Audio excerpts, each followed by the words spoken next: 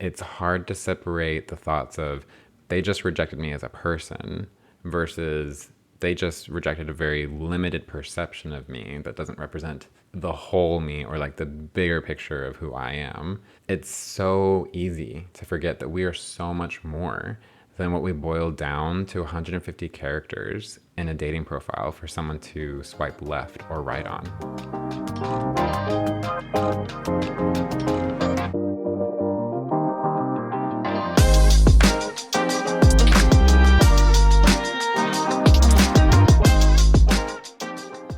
Hello and welcome to the podcast, to another episode of Queerly Overthinking. I'm your host, Adam Harper, and in today's episode, I'm going to be sharing my hot take on dating and relationships.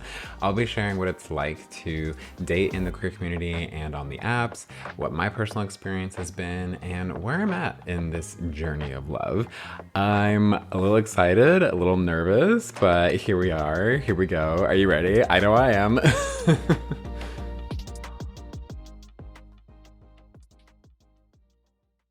You know, it's so funny. As I was typing up the outline for this episode, I was sitting in Starbucks because obviously iced coffee.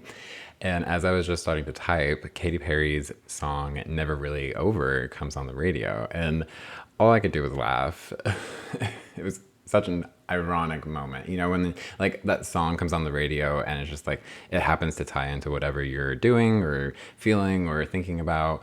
I love her, by the way. I did a little 24-hour trip to Vegas to see her. I took a Wednesday and Thursday off and flew in, checked in, changed into my concert outfit, had the best night, and then the next day checked out and flew back to Dallas. Anyway, this episode, truthfully, has been one that I wanted to do for a while, but I didn't feel quite ready to do it. I feel like there were still things that I wanted to quote unquote overthink and process before I felt like diving into the topic of dating and relationships, but I feel ready. I'm still a little nervous, but I wanted to share my thoughts on this rather personal topic. The first thing I wanted to mention is that there is such a uniqueness to the landscape of queer dating. I actually had a conversation about the differences and similarities between homo and heterosexual dating, between the dynamic of getting to know someone off the bat to the way that you first connect with them on an app or in person. Many of us, I'm sure, are familiar with the big players in the app world, Tinder, Bumble, Hinge, and more. Funny enough, a majority of them are owned by the same company, and it's basically a choose your own adventure in how you want to approach your online dating experience. The two more popular or well-known apps in the LGBT community, more so the ones geared towards mass-presenting individuals, are Grindr and Scruff. Two of the more prominent differences between these apps compared to mainstream apps is the main way that people interact with one another. It's not necessarily swiping and matching. It's based on who's nearby, and everyone's profile is in a scrollable grid, and you can message anyone without having to, again, swipe or match to start the conversation. But granted, not everyone responds. The other difference, as that kind of ties into the first one, is that it's based on geolocation. So instead of saying this person's 30 miles away, it could say this person is 30 feet away. I've sometimes seen it where it says this person is 7 feet away from you. Yeah, it's a little wild. I've definitely had to be careful, not just on these apps, but other apps that use your location. This is your PSA. Y'all be aware of what information you give out to apps, specifically your location. Aside from the digital aspect of queer dating, I want to talk about more so how the queer community preaches love and acceptance for all. There is a lot of work that still needs to be done in our community outside of that. This isn't new. It's, I feel, prevalent and exposes itself even more when it comes to interactions and dating. People have types, people have preferences, people have things that they're into and that they're not into. This, unfortunately, can seep into being racist, shunning people who are HIV positive, being transphobic, misogynist, body shaming, just to name a few. And it's really frustrating when there's a usage or, you know, using the cover of a digital experience and not actually interacting with someone in person that can make people forget that there is someone else on the other end of that phone. Who knows? I might do a whole episode on how I've had to work through rejection when I feel like someone's rejected me on an app or when I need to express disinterest. But the reason I wanted to mention this is that there are very real and deep rooted stereotypes and biases and stigmas in the community. Anyone who is familiar with just online dating in general, rejection can feel deeply personal because it feels like maybe you're putting yourself out there, a small part, a big part, and it's hard to separate the thoughts of they just rejected me as a person versus they just rejected a very limited perception of me that doesn't represent the whole me or like the bigger picture of who I am. It's so easy to forget that we are so much more than what we boil down to 150 characters in a dating profile for someone to swipe left or right on. Okay, so that was a brief look into what it's like to be on a queer themed dating app, but truthfully, that is just the tip of the iceberg when it comes to dating, and I could dive so much more into various aspects of the digital side of things, but I want to expand on what challenging environments we have to work through and the formations of love and intimacy concepts. If you've listened to previous episodes, you may know I grew up Mormon and also grew up in a relatively conservative community. Definitely check out those episodes 2 and 3 of the first season for a brief intro into my background. But this greatly impacted my ability to date. And I'm not the only one who's experienced this. Countless people who grew up or who are currently growing up in belief systems or communities where it is not widely known or accepted to be gay or queer, at least for me, I didn't know what dating looked like in my community. And I hid behind the Mormon guideline for teens to not date until 16. And even then, it, was suggested to do group dates instead of single dates. But I still had to do my church service mission, so I didn't really focus on dating until I was in my early 20s. When you think about it, where do we usually get an idea of what it looks like to date people? My first thought is media, movies, TV shows, books, and more.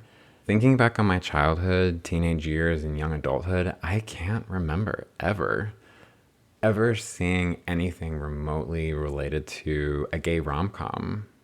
Two gay men having their first encounter at a bookstore or a coffee shop, the butterflies when one asks the other out on a date, seeing them across the dinner table and having a conversation, wrapping up the night with a walk under the city lights.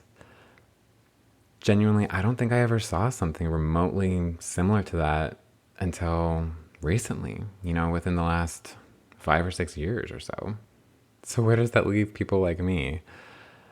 Well, to put it bluntly, explicit content is often how queer people are exposed to any semblance of on-screen interactions between people of the same gender.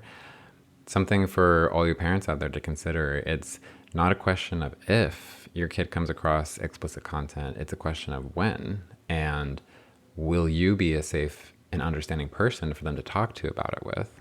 I'm not going to get into the logistics of that industry or shaming performers or workers who willingly pursue a career in that industry. What I will say is that explicit content can have a huge impact on the formation of the concept of intimacy, love, respect, and connection for anyone. And the level of work that it takes to build those concepts is the same level of effort, if not more so, to deconstruct that and rebuild those perceptions. I'm covering a lot of really intricate points from a high-level perspective, so let's pause for a second and take a step back to reflect on everything I've shared thus far. Having never been exposed to queer dating behavior growing up, many people find any semblance of that through explicit content. That, in turn, can build unhealthy concepts of love and intimacy, personal appearance expectations, that one's a huge one, and harmful preference biases. All of this then leads to the point I'm attempting to convey, that many people in the LGBT community are simultaneously forming, deconstructing, and reconstructing what it means to date, have a relationship, be physically intimate with someone, all while, depending on where you live, are just trying to survive and thrive and just be themselves.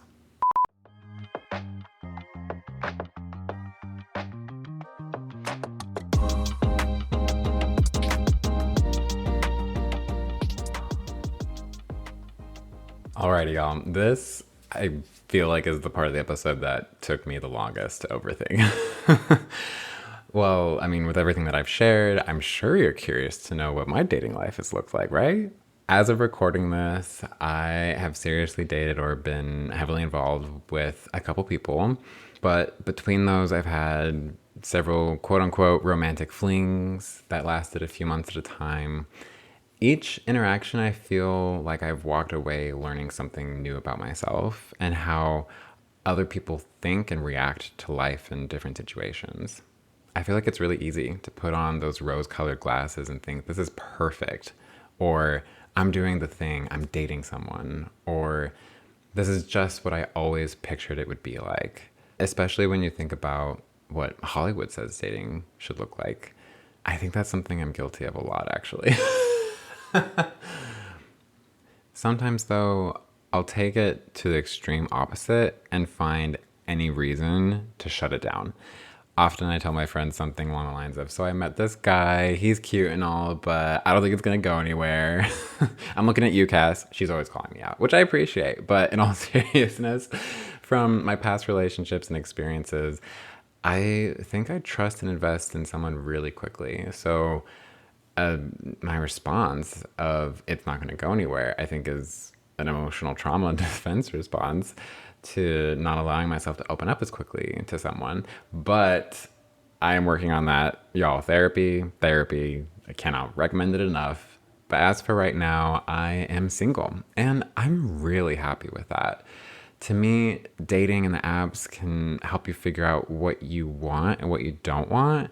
And right now, what I want genuinely is to focus on myself and direct my energy towards myself, towards the things I'm passionate about, and heavily invest in myself. I recently took a 90-day break from the dating apps, and it just felt so liberating. After that 90 days, I did re-download them just to see what I was, if I was missing anything. I can genuinely say I don't feel like I am. I started to feel like a commodity, and that felt gross to me. I'm not saying everybody feels that way. I'm not saying that's how I feel every time I'm on them, but it just felt like I was putting myself up for someone to say yes or no.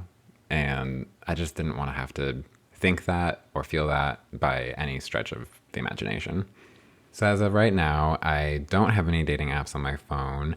I may download them intermittently when I travel to network with people in the area, which I actually really enjoy. I mean, that's how I've met some pretty amazing people in my life, to go to a conference or a convention and just say, hey, are you here for the same thing? What are your thoughts? Let's talk about it. Let's grab lunch. Let's hang out.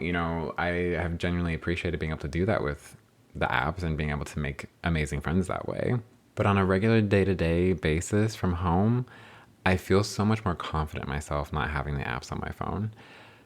I feel like the people who see me and interact with me get a much larger perception of who I am, and I feel more valued that way.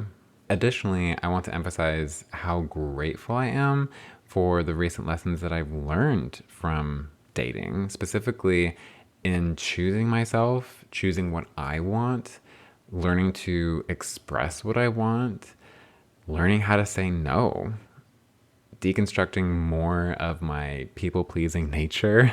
Y'all, that one's really hard. So many things, all related to making myself more a priority. I'm going to chalk that up to maybe something in childhood of learning to people please, but that may be a whole nother episode all on its own. The point I want to land on is yes, I would love to have a romantic relationship with someone, but what does that look like? I think it's different for everyone and different than what we've been exposed to in the media. To me, I feel like my close friends and chosen family can fulfill certain needs and wants related to having a close and personal relationship. I would say I'm hoping to eventually find someone who fulfills more the physical side of a relationship. I'm also hoping to find people in more in-person situations at social events. I feel like you get to see more of how someone actually is in person rather than through a phone, photos, and text messages. A side note, as an extroverted introvert, this takes a lot of courage and confidence and mental energy and preparation to attend social events more than I already do. I love staying home. I love playing video games. I love watching movies and TV. I just love working on personal projects. So to actually get excited about something that I want to go do, whether it be a hobby or a social event, and to mentally prepare myself for that, it takes a lot of courage and confidence and mental energy. In the end, I do believe in the feeling of being loved, which I believe is only something that you can give yourself. Doesn't matter if you're in a relationship or not. Love is an emotion that is produced from within you. I believe that there are people who can add value to your life. I believe in myself, and I'm cultivating a healthier, richer, value-filled life for myself. And whoever comes along can join me in that shared journey. Today's quote comes from Steve Maraboli.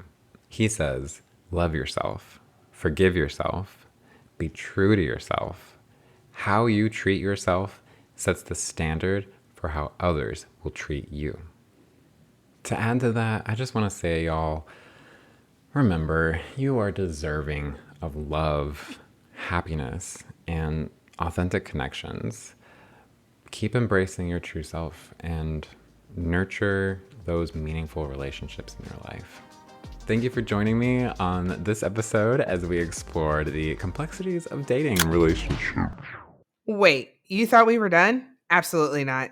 This is Cass Cooper, and I am one of the producers here for Queerly Overthinking, and I will be back in 2 weeks to tell you all about the tea that we get from Mr. Adam Harper. There is no way we could get this all into one episode, so I am taking over. I am going to ask all the questions to get all the tea and figure out more about how we can date responsibly and be in this online world. So we will see you in 2 weeks. Queerly Overthinking is produced by Adam Harper and Cass Cooper. It is edited by Adam Harper with audio mixing by Necessary Outlet Productions. You can follow Queerly Overthinking on Instagram at Queerly Overthinking and find more at www.queerlyoverthinking.com.